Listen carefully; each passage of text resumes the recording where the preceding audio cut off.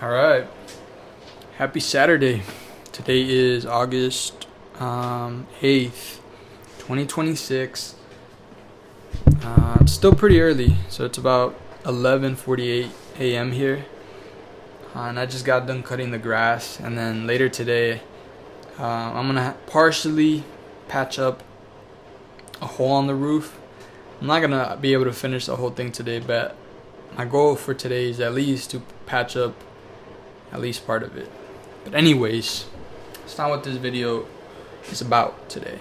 So what this video is about is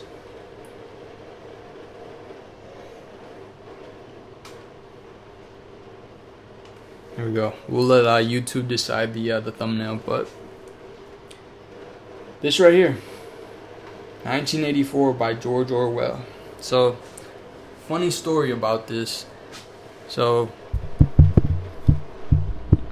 hang on. Hopefully that's good. I just got this mic mount, but this mic is wobbly, so hopefully the audio is good. I turned it up, so I'm just gonna stand here and hope for the best. So, funny story about this book. As you can see, I'm just a little bit over halfway done with it. But how long has it taken me to actually finish this? Over a year. I literally have not picked this up since last summer, which is pathetic. You know, I it's a shame, really. I really have not read anything since putting this down. And part of the reason why I put this down last year is because, you know, the book kind of reached a crescendo. If you don't know anything about this book, look it up. I'm not gonna explain the whole thing, but about halfway through, it kind of reaches a crescendo where a big suspicion is kind of confirmed, right?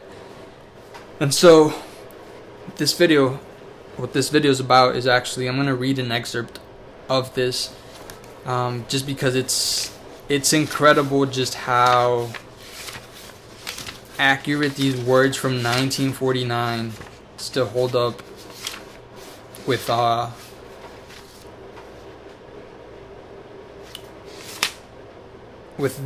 things happening today. So I'm not gonna read the whole thing, but hang on. I'm just trying to see. So what I'm actually gonna read is this part right here that starts on page 184. And this part is actually when Winston actually receives the here, let me just read. A heavy black volume, amateurishly bound, with no name or title on the cover. The print also looked slightly irregular. The pages were worn out at the edges and fell apart easily, as though the book had passed through many hands. The inscription on the title page ran, "The Theory and Practice of Oligarchical Collectivism" by Emmanuel Goldstein. And then it says, Winston began reading. So that's what this is. This excerpt is the actual book that exists in this underground revolution that is fighting against Big Brother, which is the tyrannical, all-seeing eye in this dystopian society in 1984, right? As succinctly as I can put it. But let me just start reading, because this is when it really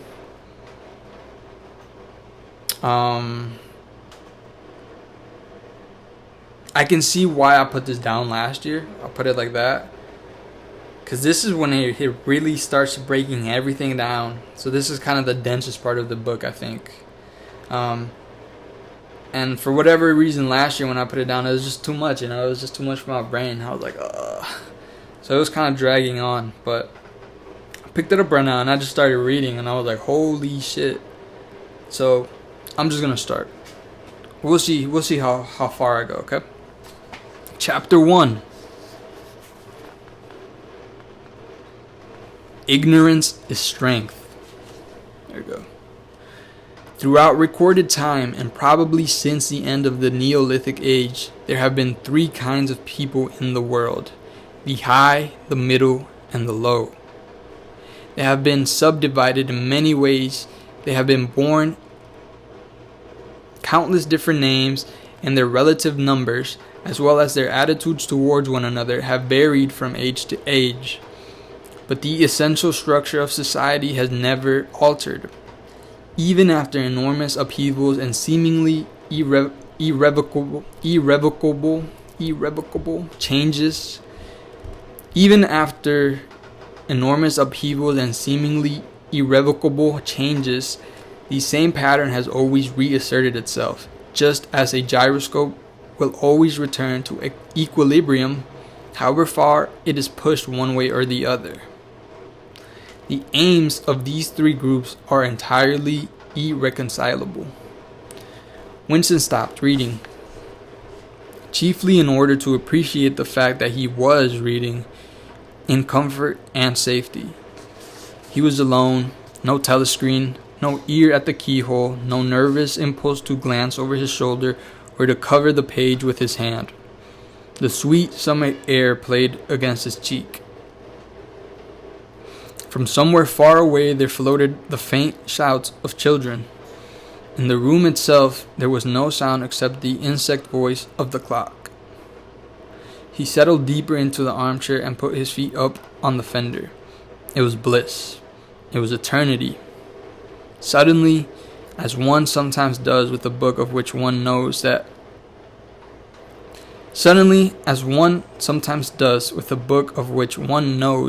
that one will ultimately read and reread every word, he opened it at a different place and found himself at the 3rd chapter. He went on reading. Chapter 3. War is Peace. The splitting up of the world into 3 great superstates was an event which could be, and indeed was, foreseen before the middle of the 20th century. With the absorption of Europe by Russia and the British Empire by the United States, 2 of the 3 existing powers, Eurasia and Oceania. Let's see that again. With the absorption of Europe by Russia, so Europe absorbs Russia, and the British Empire is absorbed by the United States. Okay.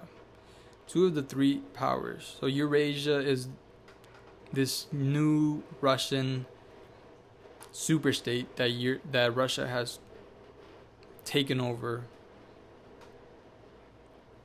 And Oceania is the United States and the British control, which is controlled by the United States.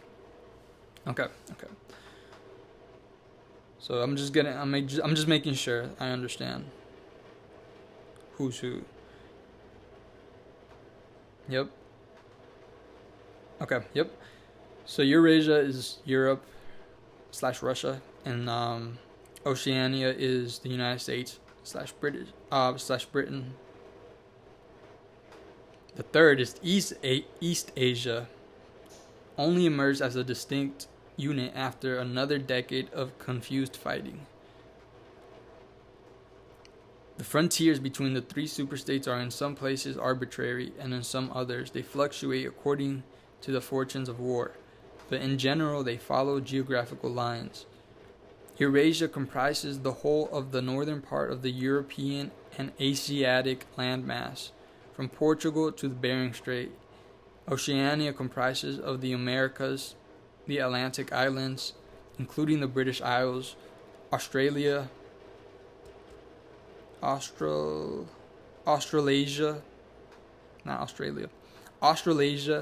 and the southern portion of Africa.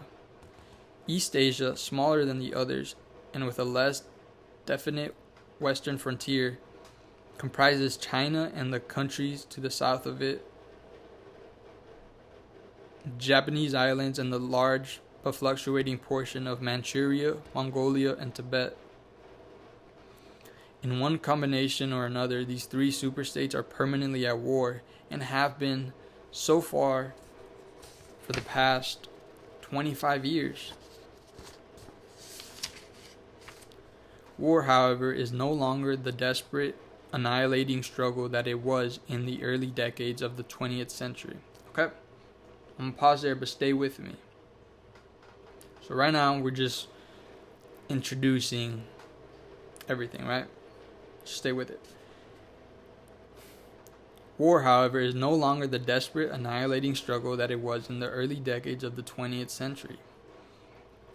It is a warfare of limited aims between combatants who are unable to destroy one another. Okay? Does that sound familiar?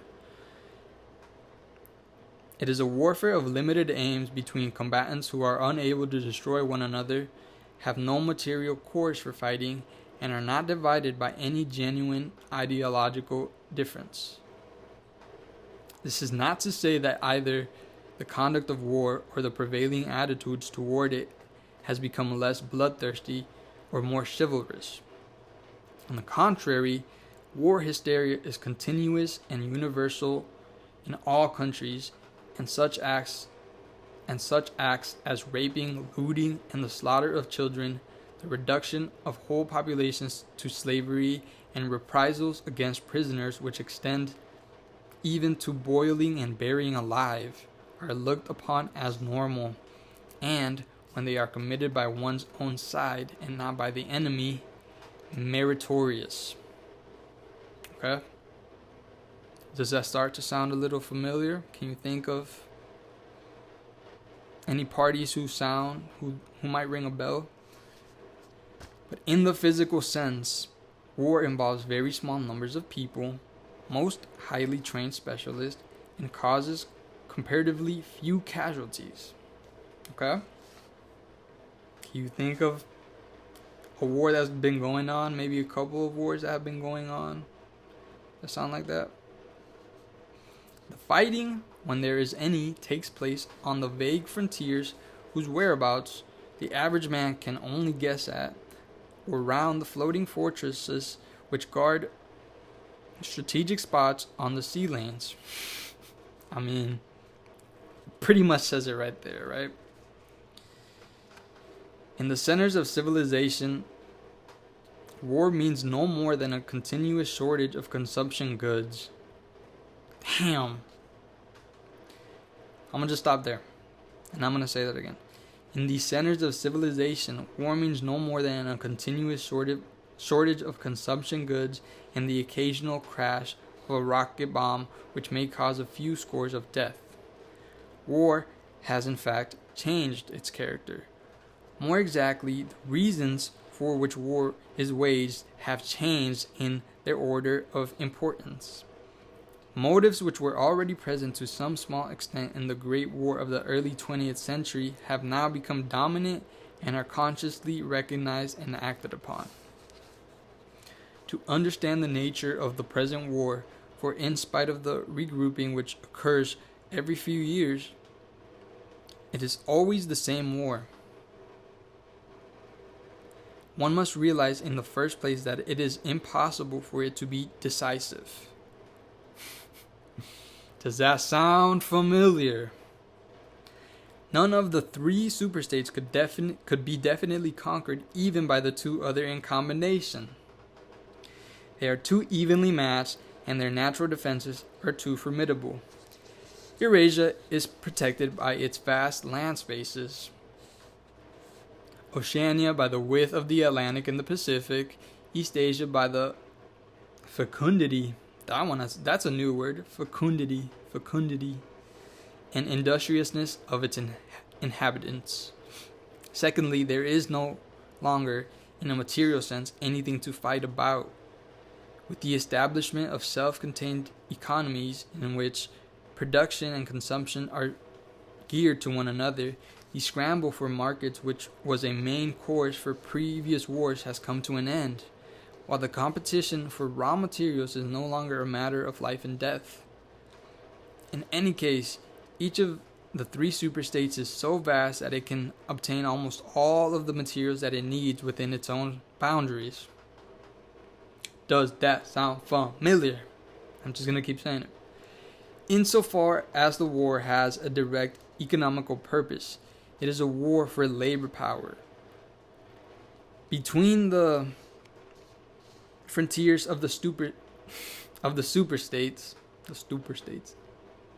and not permanent between the frontiers of the superstates and not permanently in the possession of any of them, there lies a rough quadrilateral cession of any of them.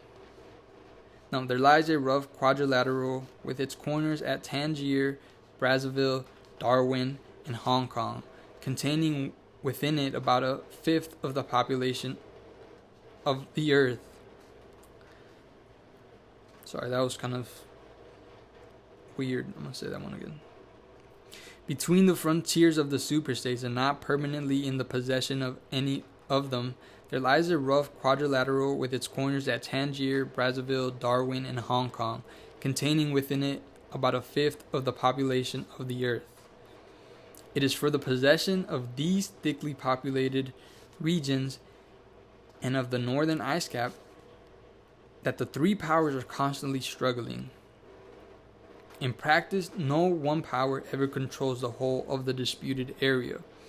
Portions of it are constantly changing hands, and it is the chance of seizing this or that fragment of a sudden stroke of treachery that dictates the endless changes of alignment. Does that remind you of anything? All of the disputed territories contain valuable minerals, and some of them yield important vegetable products, such as rubber, which in colder climates it is necessary to synthesize by comparatively expensive methods. But above all, they contain a bottomless reserve of cheap labor. Whichever power controls equatorial Africa or the countries of the Middle East or southern India or the Indonesian archipelago disposes also the bodies of scores of hundreds of millions of ill-paid and hard-working coolies. That's another new word, coolies. The inhabitants of these areas, reduced more or less openly to the status of slaves, pass continually from conqueror to conqueror and are expended like so much coal or oil in the race to turn out more armaments, to capture more territory, to control more labor power, to turn out more armaments, to capture more territory, and so on indefinitely. It should be noted that the fighting never really moves beyond the edges of the disputed areas. The frontiers of Eurasia flow back and forth between the basin of the Congo and the northern shore of the Mediterranean. The islands of the Indian Ocean and the Pacific are constantly being captured and recaptured by Oceania and East Asia. In Mongolia, the dividing line between Eurasia and East Asia is never stable. Round the pole of all three powers lay claim to enormous territories which in fact are largely uninhabited and unexplored. But the balance of power always remains roughly even, and the territory which forms the heartland of each superstate also remains inviolate. Moreover, the labor of the exploited peoples around the equator is not really necessary to the world's economy. They add nothing to the wealth of the world, since whatever they produce is used for purposes of war, and the object of waging a war is always to be in a better position in which to wage another war. Does that remind you of anything?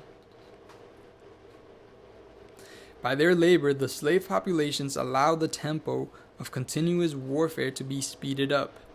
But if they did not exist, the structure of the world society and the process by which it maintains itself would not be essentially different.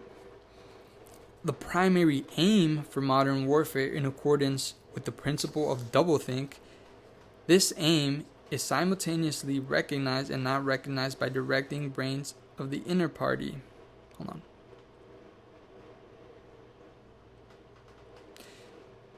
The primary aim of modern warfare is to use up the products of the machine without raising the general standard of living. Ever since the end of the 19th century, the problem of what to do with the surplus of consumption goods has been latent in industrial society. At present, when few human beings even have enough to eat, this problem is obviously not urgent, and it might not have become so, even if no artificial processes of destruction had been at work.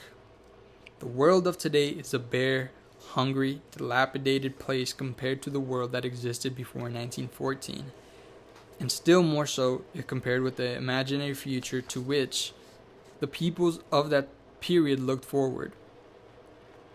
In the early 20th century, the vision of a future society unbelievably rich, leisured, orderly, and efficient, a glittering, antiseptic world of glass and steel and snowy white concrete, was part of the consciousness of nearly every literate person. Science and technology were developing at a prodigious speed, prodigious speed, and it seemed natural to assume that they would go on developing. This failed to happen partly because of the impoverishment caused by a long series of wars and revolutions, partly because scientific and technological progress depended on the empirical habit of thought, which could not survive in a strictly regimented society. As a whole, the world is more primitive today than it was 50 years ago. Certain backward areas have advanced,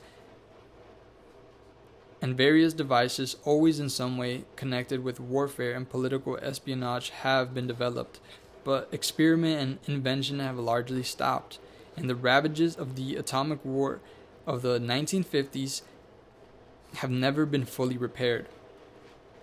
Nevertheless, the dangers inherent in the machine are still there.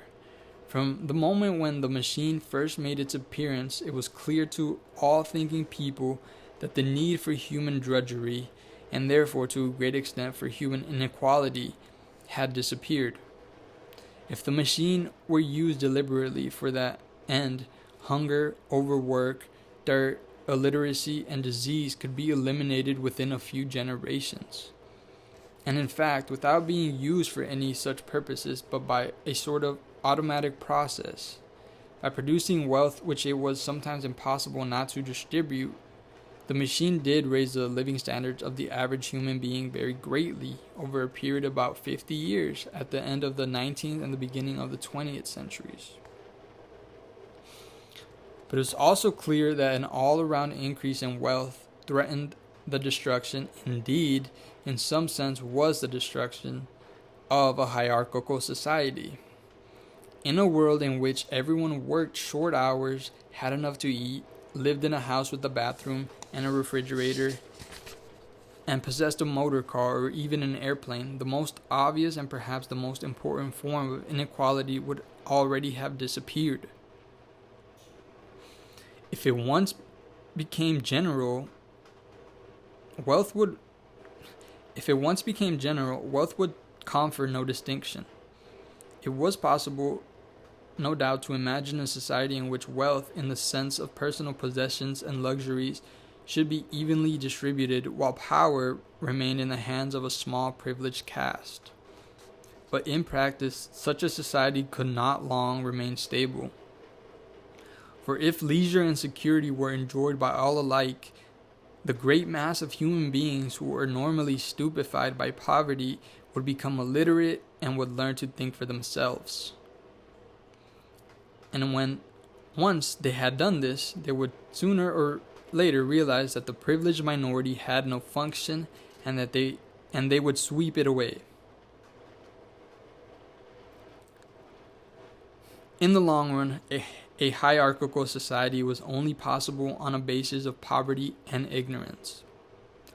To return to the agricultural past, as some thinkers about the beginning of the 20th century dreamed of doing, was not a practical solution. It conflicted with the tendency towards mechanization, which had become quasi-instinctive throughout almost the whole world. And moreover, any country which remained industrially backwards was helpless in a military sense and was bound to be dominated directly or indirectly by its more advanced rivals. Nor was it a satisfactory solution to keep the masses in poverty by restricting the output of the goods. This happened to a great extent during the final phase of capitalism, roughly between 1920 and 1940. The economy of many countries was allowed to stagnate. Land went out of cultivation, capital equipment was not added to, great blocks of the population were prevented from working and kept half alive by state charity. But this too entailed military weakness, and since the privations it inflicted were obviously unnecessary, it made opposition inevitable. The problem was how to keep the wheels of industry turning without increasing the real wealth of the world. Goods must be produced, but they not need be distributed. And in practice, the only way of achieving this was by continuous warfare.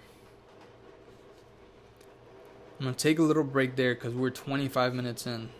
So, if you're still watching this somehow, thank you for bearing with me. But you can start to see why I kind of dipped out at this part of the book, right? It's really dense, but it is literally describing everything that is happening right now. Let's see.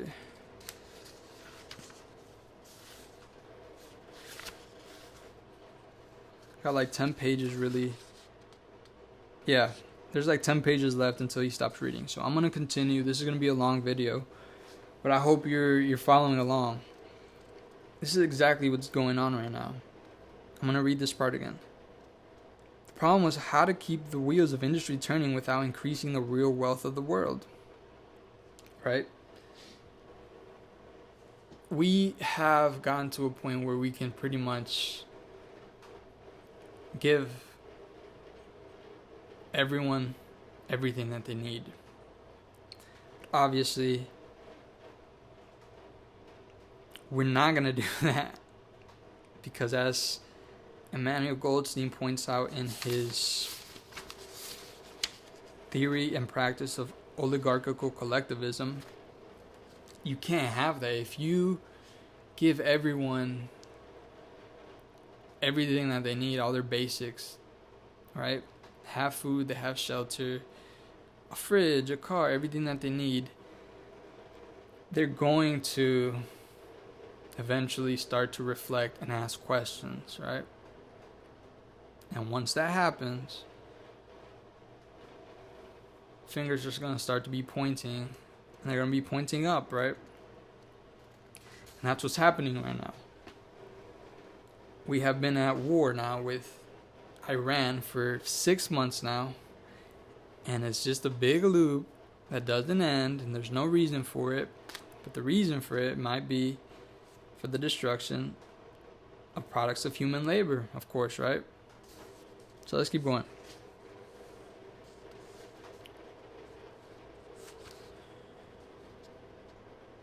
The essential act of war is destruction, not necessarily of human lives, but of the products of human labor.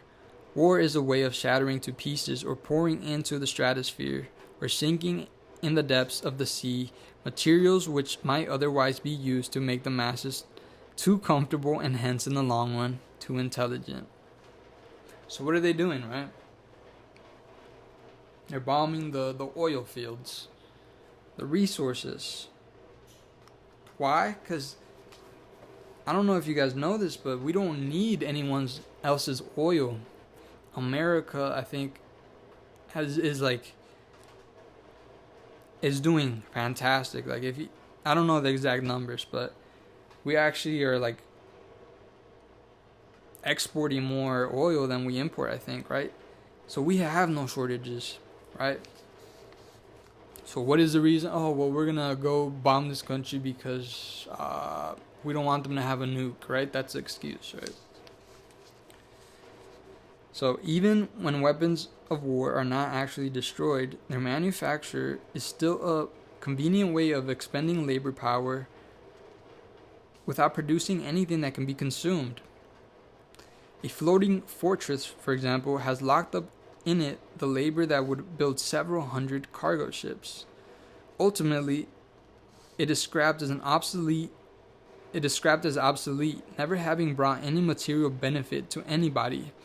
And with further enormous labors, another floating fortress is built. In principle, the war effort is always so planned as to eat up any surplus that might exist after meeting the bare needs of the population. I'm going to read that one again. In principle, the war effort is always so planned as to eat up any surplus that might exist after meeting the bare needs of the population. We don't need anyone else's oil.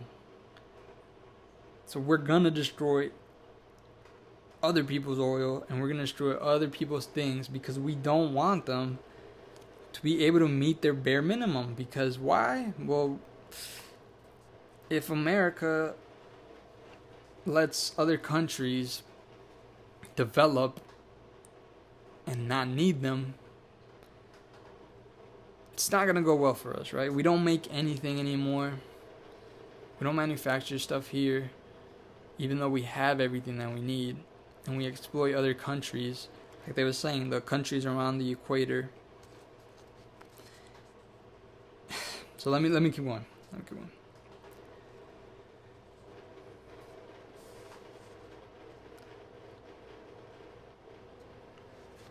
In principle, the war effort is always so planned as to eat up any surplus that might exist after meeting the bare needs of the population.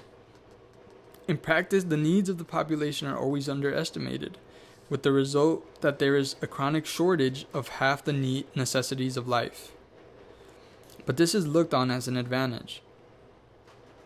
It is deliberate policy to keep even the favored groups of somewhere near the brink of hardship, because a general state of scarcity increases the importance of small privileges and thus magnifies the distinction between one group and another.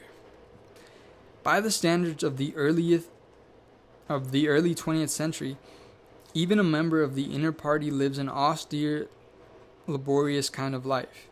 Nevertheless, the few luxuries that he does enjoy, his large, well-appointed flat, a better texture of his clothes, the better quality of his food and drink, and tobacco, 2 or 3 servants, his private motor car or helicopter, set him in a different world from a member of the outer party. And the members of the outer party have a similar advantage in comparison with the submerged masses whom we call the proles. The social atmosphere is that of a besieged city, where the possession of a lump of horseflesh makes the difference between wealth and poverty. And at the same time, the consequences of being at war and therefore in danger makes the handing over of all power to a small caste seem the natural, unavoidable condition of survival. Right? He's saying how if you create the war, you kind of also create the sense of, how do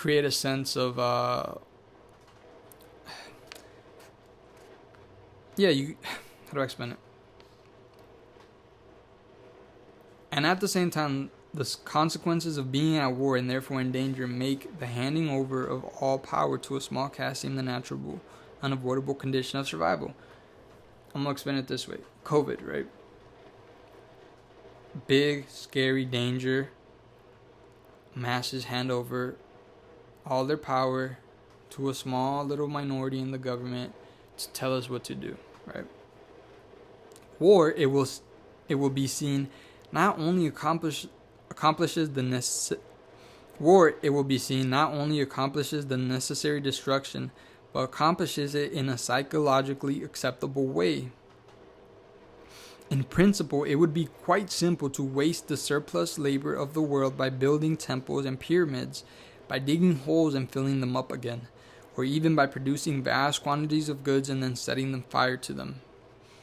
But this would provide only the economic and not the emotional basis for a hierarchical society. What is concerned here is not the morale of the masses, whose attitude is unimportant so long as they are kept steadily at work, but the morale of the party itself. Even the humblest party member is expected to be competent, industrious, and even intelligent within narrow limits. But it is also necessary that he should be a credulous and ignorant fanatic whose prevailing moods are fear, hatred, adulation, and orgiastic triumph. That is everyone in the Trump cabinet, government, party, whatever. Everyone in the Trump government is that, right? Credulous, ignorant fanatic whose prevailing foods are fear, right? Immigration, transgenders, leftist liberals, hatred, obviously, adulation, obviously, of Trump, and orgiastic triumph, right? So this is both the people in the Trump government and also his fanatics, right? The people who still somehow support him after all this. In other words, it is necessary that he should have the mentality appropriate to a state of war. It does not matter whether the war is actually happening, and since no decisive victory is possible, it does not matter whether the war is going well or badly. All that is needed is that a state of war should exist. The splitting of the intelligence which the party requires of its members, and which is more easily achieved in an atmosphere of war, is now almost universal. But the higher up the ranks one goes, the more marked it becomes. It is precisely in the inner party that the war hysteria and hatred of the enemy are strongest. In his capacity as an administrator, it is often necessary for a member of the inner party to know that this or that item of war news is untruthful, and he may often be aware that the entire war is spurious and is either not happening or being waged for purposes quite other than the declared ones. But such knowledge is easily neutralized by the technique of doublethink. Meanwhile, no inner party members waver for an instant in his mystical belief that the war is real and that it is bound to end victoriously with Oceania, the undisputed master of the entire world. All members of the inner party believe in this coming conquest as an article of faith. It is to be achieved either by gradually acquiring more and more territory, and so building up an overwhelming preponderance of power, or by the discovery of some new and unanswerable weapon.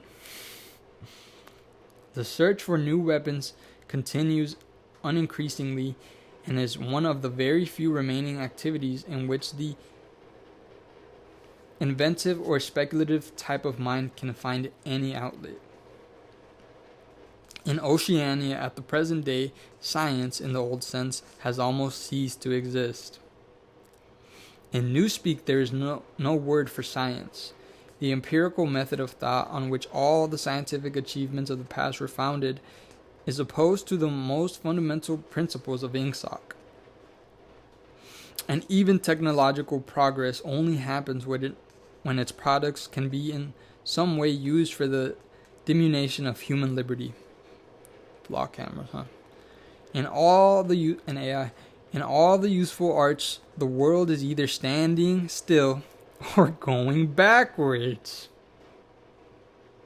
I made a video of exactly that like 2 weeks ago. The fields are cultivated with horse plows, while books are written by machinery. But in the matter of vital importance, meaning, in effect, war and police espionage, the empirical approach is still encouraged, or at least tolerated. The two aims of the party are to conquer the whole surface of the earth and to extinguish once and for all the possibility of independent thought. There are therefore two great problems which the party is concerned to solve. One is how to discover against his will what another human being is thinking, and the other is how to kill several 100 million people in a few seconds without giving warning beforehand. Insofar as scientific research still continues, this is its subject matter. The scientist of today is either a mixture of psychologist and inquisitor, studying with extraordinary minuteness the meaning of facial expressions, gestures, and tones of voice, and testing the truth-producing effects of drugs, shock therapy, hypnosis, and physical torture.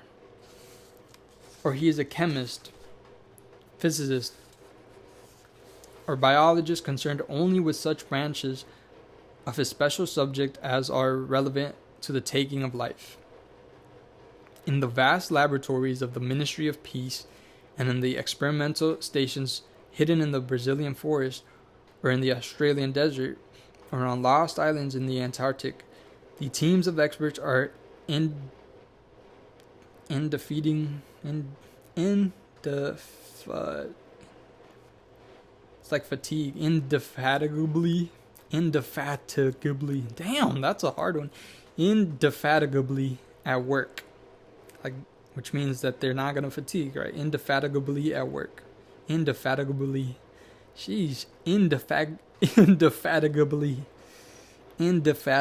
at work. Some are concerned simply with planning the logistics of future wars.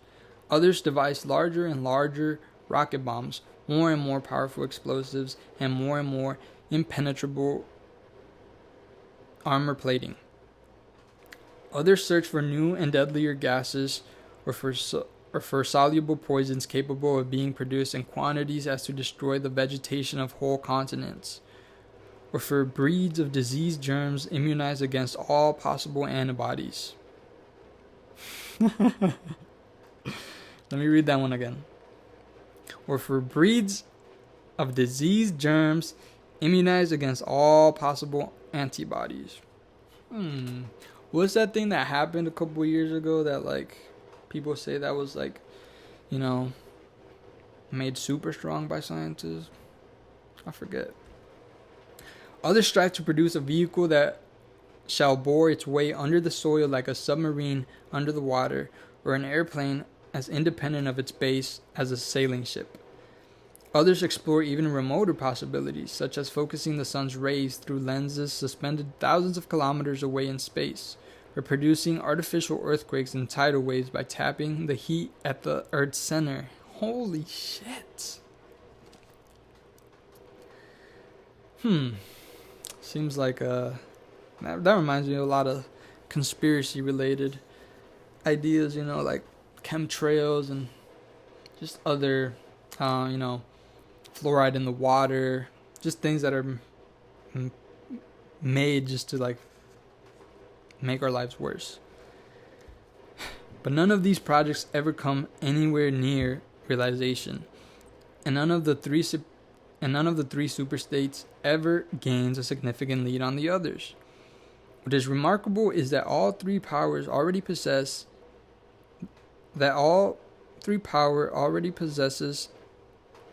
What is remarkable is that all three powers already possess in the atomic bomb a weapon far more powerful than any that their present researchers are likely to discover.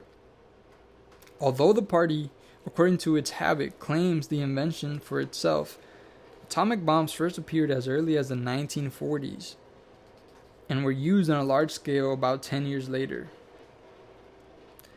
At that time, some hundreds of bombs were dropped on industrial centers, chiefly in European Russia, Western Europe, and North America. The effect was to convince the ruling groups of all countries that a few more atomic bombs would mean the end of organized society, and hence of their own power. Thereafter, although no formal agreement was ever made or hinted at, no more bombs were dropped. All three powers merely continue to produce atomic bombs and store them up against the decisive opportunity which they all believe will come sooner or later. Mind you, this guy is writing this in 1949. And meanwhile, the art of war has remained almost stationary for 30 or 40 years. Helicopters are more used than they were formerly. Bombing planes have been largely superseded by self-propelled projectiles, and the fragile, movable battleship has given way to the almost unsinkable floating fortress. But otherwise, there has been little development. The tank, the submarine, the torpedo, the machine gun, even the rifle and the hand grenade are still in use. And in spite of endless slaughters reported in the press and on the telescreens, the desperate battles of earlier wars, in which thousands or even millions of men were often killed in a few weeks, have never been repeated. None of the three superstates ever attempts any maneuver which involves risk or serious defeat. Mind you of anyone? When any large operation is undertaken, it is usually a surprise attack against an ally. The strategy that all three powers are following, or pretend to themselves that they are following, is the same. The plan is, by a combination of fighting, bargaining, and well-timed strokes of treachery, to acquire a ring of bases completely encircling one or the other of the rival states, and then to sign a pact of friendship with the rival and remain on peaceful terms for so many years as to lull suspicion to sleep. During this time, rockets loaded with atomic bombs can be assembled at the strategic spots. Finally, they will all be fired simultaneously with effects so devastating as to make retaliation impossible. It will then be time to sign a pact of friendship with the remaining world power in preparation for another attack.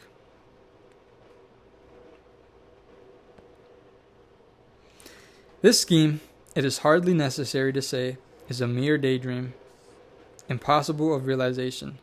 Moreover, no fighting ever occurs except in the disputed areas around the equator and the pole. No invasion of enemy territories is ever undertaken.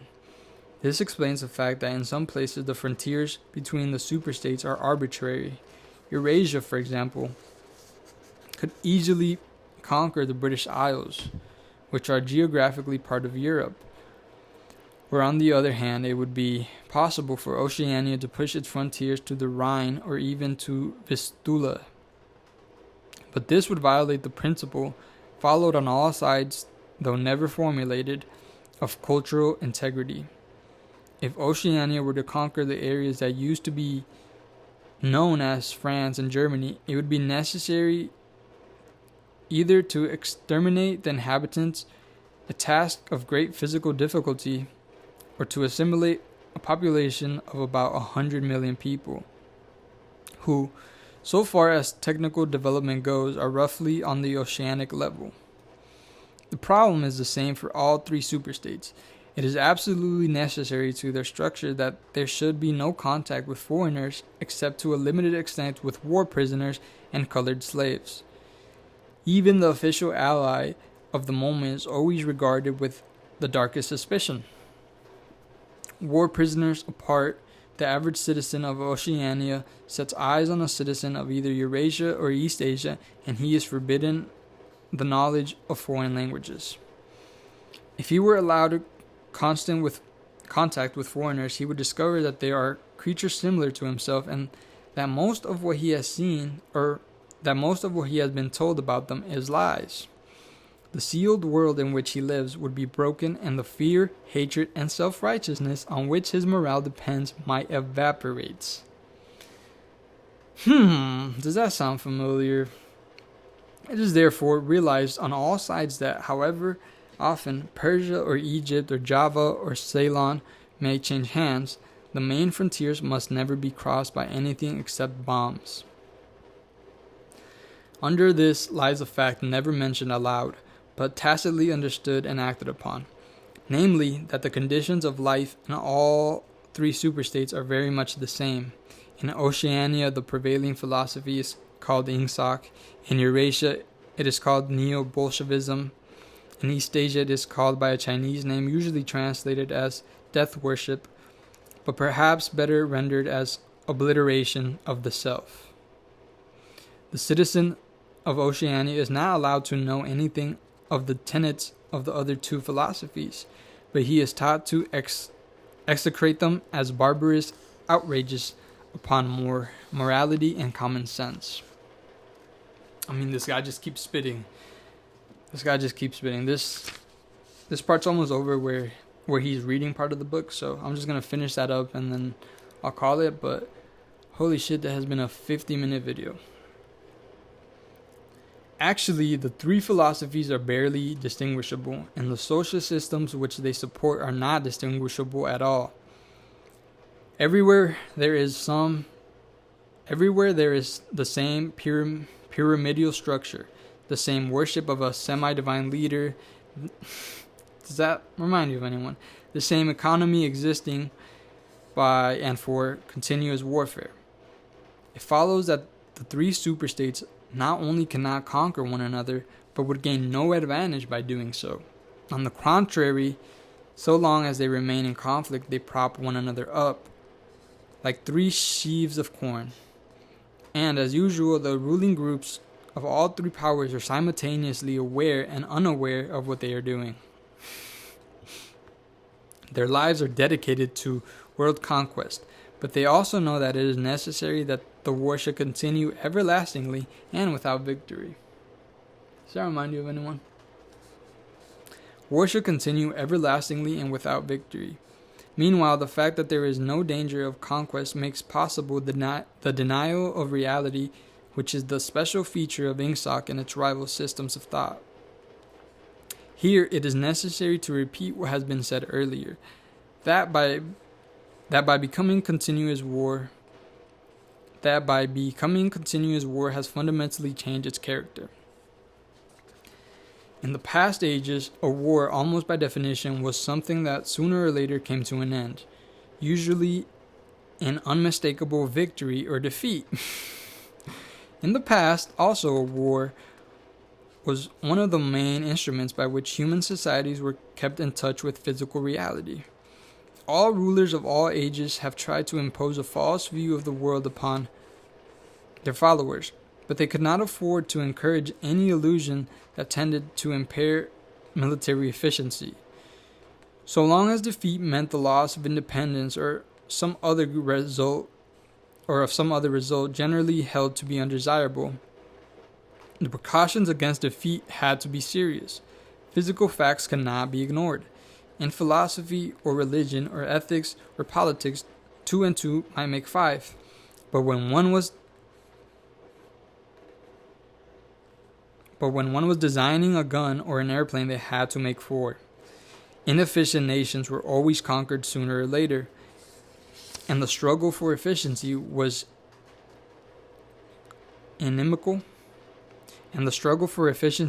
inimical to illusions. Moreover, to be efficient, it was necessary to be able to learn from the past, which meant having a fairly accurate idea of what had happened in the past. Newspapers and history books were, of course, always colored in bias, but falsification of the kind that is practiced today would have been impossible. War was a sure safeguard of sanity, and so far as the ruling classes were concerned, it was probably the most important of all safeguards. While wars could be won or lost, no ruling class could be completely irresponsible. But when war becomes literally continuous, it also ceases to be dangerous. When war is continuous, there is no such thing as military necessity. Technical progress can cease, and the most palpable facts can be denied or disregarded. As we have seen, researches that could be called scientific are still carried out for purposes of war, but they are essentially a kind of daydreaming, and their failure to show results is not important. Efficiency, even military efficiency, is no longer needed. Nothing is efficient in Oceania except the thought police. Since each of the 3 superstates is unconquerable, each state is in effect a separate universe within which almost any perversion of thought can be safely practiced. Reality only exerts its pressure through the needs of everyday life, the need to eat and drink, to get shelter and clothing, to avoid swallowing a poison or stepping out of top-story windows, and the like. Between life and death, and between physical pleasure and physical pain, there is still a distinction, but that is all. Cut off from frozen contact with the outer world and with the past, the citizen of Oceania is like a man in interstellar space who has no way of knowing which direction is up and which is down. The rulers of such a state are absolute, as the pharaohs or the Caesars could not be. They are obliged to prevent their followers from starving to death in numbers large enough to be inconvenient, and they are obliged to remain at the same low level of military technique as their rivals. But once that minimum is achieved, they can twist reality into whatever shape they choose. The war, therefore, if we judge it by the standards of previous wars, is merely an imposture. It is like the battles between certain ruminant animals whose horns are set at such an angle that they are incapable of hurting one another.